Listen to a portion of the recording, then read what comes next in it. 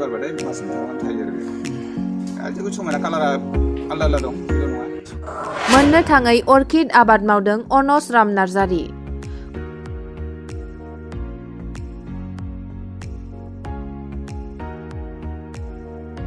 गय बागाना अर्किड आबादनि बिबार बारनायजों समायना रमायनायै बुंफबदों।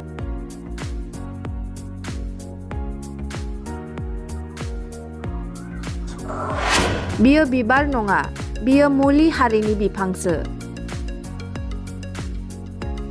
चिरां जिल्ला बेंटल हालामनि अन्थाइबारि गामिनि थागिबि मुस्रि अनस राम नार्जारिया 3 बिगासो मोननो थाङै अर्किड आबाद मावदों।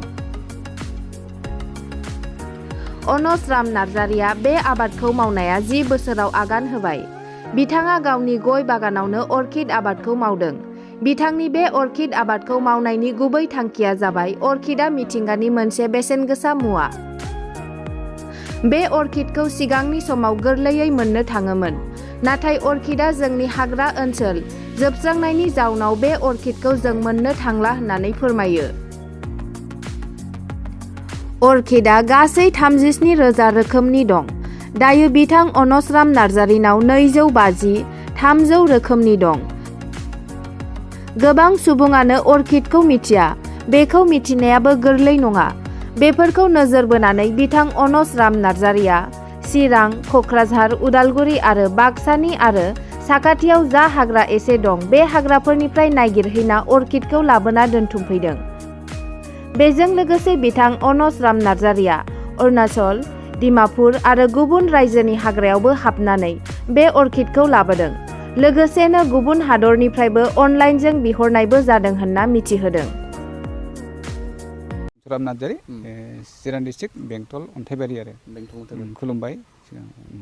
2013 सननिफ्रायनो आं बानायनाय जादों आरो 10 बोसोर फ्राय 10 बोसोर आं गोसोआव आरो बेबायदि 10 बोसोराव रानिं हाबदों। अर्किडखौ आं सिनायजेननाया जाहैबाय सिगां जोङो बन लायोमोन ना हाग्रायाव। बे बन लायनायाव जेला दंफांखौ दानफायो बे समाव बिबारखौ मोजां मोजां नुयोमोन आरो बे समाव आं सानदों बेखौ लाबोजायो नामा न'आव। ओमफ्राय बे समाव लाबोनाय जायाखै आरो ओमफ्राय बे समनिफ्राय आं सिन्था दं आरो हाग्रानि जिनिस बे बिबारफोरखौ लाबोनानै न'आव दोनफैजायो नामा बेबायदि साननानै आं दा बेखौ बुथुमनाय जादों आरो ओमफ्राय फारसे बे जोबलांगोन ना हाग्राया जानोबाय लोंसं एरियायाव दंमोन। आं लिंसङाव बन लायदोंमोन सिगां रानिखाथाव न' दंमोन नालाय बेयाव हाग्रायाव बन लायनायखौ नुदों आरोखि आं। ओमफ्राय दा नुनाय लोगो लोगो दा सानबाय आं बेखौ लिंसं हाग्रायानो जोबलांबायबा आलासिनो जोबलांखागोन। दादगारि जोब्बाय, ओरै जोब्बाय, ओरै घुगुनि जोब्बाय, उल्टापानि जोब्बाय, सरलपारा जोबबाय हाग्राया। आं दा बिराद गिदिङोना ओरै थांबाय माबाया अरुणाचल बिसिनावबो जोबलांगासिनो दं हाग्राया। ओरै थांबाय धेमाजि, ओरैहाय थांबाय बिसिनाबो जुम खेथि आबादजों साफा जोबगासिनो दं हाग्राया। बे जोबगोन साननानै आं दा ओरैबायदि जर जलुम बुथुमगासिनो दं आरो बबाव मोनो बबाव मोना अल आसाम।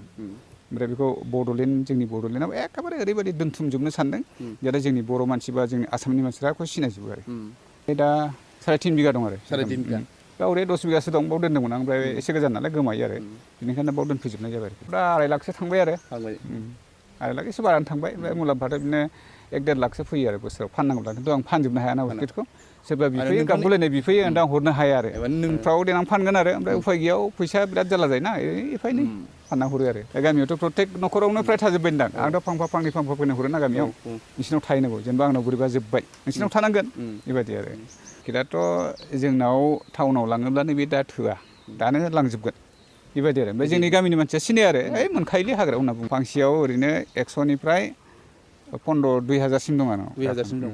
अबावबाथ' रेयर अर्किड आंथ' हरनो हाया 3-4 हाजार 5,000 10,000बाबो हरनो हाया बे रोखोम दं आरोखि आंनाव दा। थांखिया जाहैबाय आंना बेखौ अल बड'लेण्ड बा अल BTC माबा अल आसाम सिनायजोबनांगौ। ओमफ्राय अल वार्ल्ड बे जिनिसा थाजोबनांगौ मोजाङै। ओमफ्राय आं मोनसे ओरैबायदि खालामनो सानदों आरो सरकारा हेल्प होयोब्ला बबेबा मोनसे हाजो एरिया बबेबा मोनसे जायगा दोनोब्ला बेयाव ओरैनो पिकनिक स्पट बा बेखौ दोननो हानाय मोनसे जायगा बेबायदि मोनोब्ला मोजां जागौ बेफोरबायदि दोननो सानदों आरो बिसोरो सरकारा हगाराब्लाबो आं दोनखाबाय जाखाबाय आंनाव। आरो साइडआव लांनानै जेनेबा क'क्राझार एरियायाव बबेबा साइडआव लांनानै आं फेरेंगा सारनाव जिबनाव खनसेल' थांदों। बे खनसेयावनो बे आं मोनसे ओरैबायदि लिरदोंमोन आरो आंखौ हाग्रायाव हाबनो सुबिदा हो हरदों आरो रेकमेन्ड हरदों नों हाबनो हागोन कयता कालेक्ट खालामनो हागोन खिन्थु माबायाव हाबनो हानाय नङा होनदों ओरै जेराव एकदम हाग्रा गावसिनि माबा दोननायाव बेखौ लिरना हरदों आरोखि आं। बेनो आंनो मोनसे बिराद गिदिर खामानि होदों आरो दा आं गोसोबायदि हाबो लाबोआब्लाबो आं नायनानै फैयो आरो। ओमफ्राय आं दा बेखौ ओरैबायदि खालामगोन बबे अर्किडआ बबे जायगायाव दं बेखौ लिरनानै देखायना होजोबगोन आरो सरकारनो बा जोंनि बर'नो। दा मिथिगौना बबे जिनिसा बबाव दं। आंनि बुजिनायाथ' कौटि कौटि मुलाम्फा जायो। दा आं जेरै थाइलेण्ड, थाइवान, निउजिलेण्ड बिसोरनिखौ नायोब्ला कौटि मुलाम्फा टुरिस्ट प्लेस जायो आरो बे ओमफ्राय कौटि थाखा फैगोन ओमफ्राय माखासे ट्रेनिं लानानै बाहेरायाव ट्रेनिं लानानै बिनि बेगरखौ बोरै जोलै बानायगोन बोरै फुलि बानायगोन हाजार बानायोबा बहुत लाब फैयो सायाव जेनेबा सरकारा बबावबाफोर बेबायदि मोनसे सुबिदा बानायना होयोब्ला आंबो जेनेबा हेल्प होबाय ओमफ्राय जेनेबा माखासे सेंग्राफोर बेखार मानसिफ्रा जेरैहाय दा ओरैनो बेखार बहुत दं सिनायो खिन्थु बेखौ मावनो हाया बेफोरबायदि दं ना दा बेफोरनो मावनो हायो इउटिलाइज खालामनो रोङा जायगा गैया ओमफ्राय बुथुमनानै दोननो रोङा आरो बेफोरबायदि जिउ खुंनो हायो एखेबारे ओरैबायदि जिउ खुंनो हायो ओमफ्राय गावखौ बिराद माबायाव लाबोनो हायो आरोखि ओमफ्राय जोङो मोनसे बे जिनिसा जाहैबाय बबेबा जिनिसा बार सोलायग्रा अक्सिजेनखौ हगारग्रा एंगार गेस बोना लाग्रा बेफोरबायदि बहुत दंना बबेबा जिनिसा मेडिसिनेल प्लान्ट ओरैबायदि बे बौनायफ्राव होब्लानो थैया लोगो बन्द जानाय बबेबा जिबौ सौवोब्ला लोगो बन्द मुलिजोब ओमफ्राय आंनाव अजाफोर फैयो आंथ' मोनसेबो सिनाया मुलिया बबे बे दहायसो फैदोंमोनलाय सासे अजा नैबे बिदि है नों नांगौ लां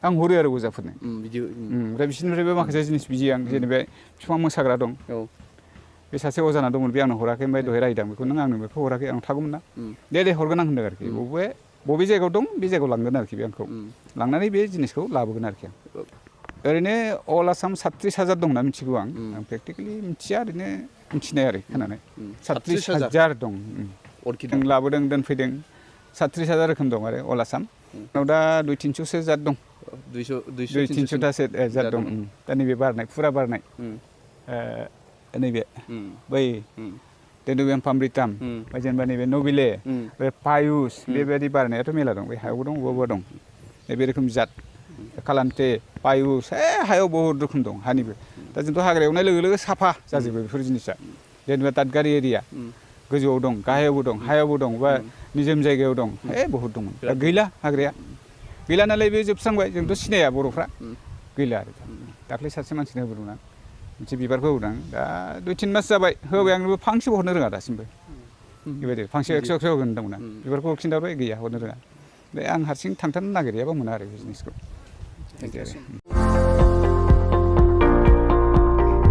2022-2023 सोलोंथाइ बोसोरनि थाखाय चिरां जिल्लानि थुक्राझार जे.डि. उइलियाम्स गोजौसिन इंराजि फरायसालियाव KGA थाखोनिफ्राय 11 थाखोसिम फरायसाफोरनि मुं थिसननाया सोलिगासिनो। गोजौ सोलोंथाइ लानाय रोंगौथि गोनां आरो मोजां फोरोंथाइ होनो हानाय फोरोंगिरिफोरनि गेजेरजों बे फरायसालियाव फरायसाफोरनो सोलोंथाइ होनाय जायो। बे फरायसालियाव हौवासा आरो हिन्जावसाफोरनि थाखाय आलादा थानायनि थाखाय हस्टेलनि खाबु दं। Computer and science laboratory, auditorium hall and library room, game and sports आरो music class, coaching and tuition खाबुखौ मोननो हागोन। गोग्गो आरो गुन गोनां सोलोंथाइ मोनहोनायनि थाखाय जे.डि. उइलियाम्स गोजौसिन फरायसालियाव मुं थिसननायनि खाबुखौ लादो। आबुङै मिन्थिनो थाखाय 9957771726 7002655105 जानबुं नम्बराव फोनांजाब खालामनो हागोन।